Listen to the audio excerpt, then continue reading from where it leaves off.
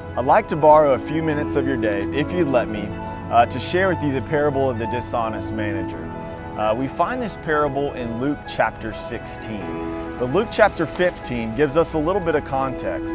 Jesus is in a familiar situation. He's surrounded by tax collectors and sinners and Pharisees and scribes, and he turns in Luke chapter 16 to his disciples, and he tells them this parable. He said there was a rich man who had an account manager that managed all of his wealth.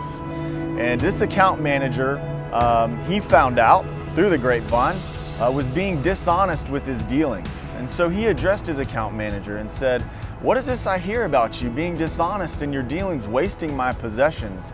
And the account manager, not really having a defense, didn't really know what to do.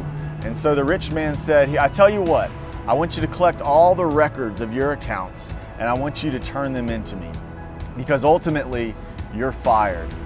And so, kind of scrambling and thinking on his feet, the account manager said, "What am I going to do? I'm not really strong enough to dig, and I'm certainly not going to go out on the streets and beg."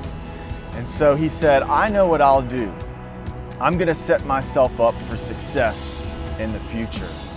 So he summoned all his master's debtors, and he said one by one, he discounted their debts, and then he marked them paid in full.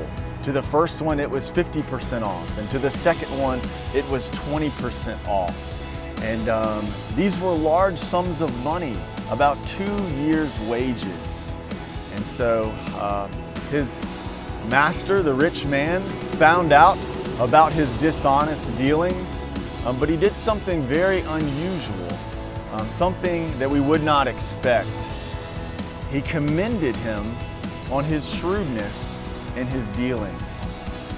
And Jesus turns to his disciples and he says, "Even the sons of this world know how to plan for the future. But the sons of light, you who are true disciples, don't know how to prepare for eternity." And he wraps up the parable by saying this. He says, "You who are faithful in little will be faithful with much.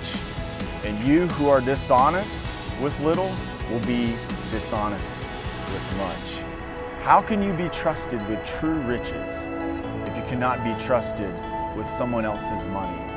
And then his final statement was, "You cannot serve God and money."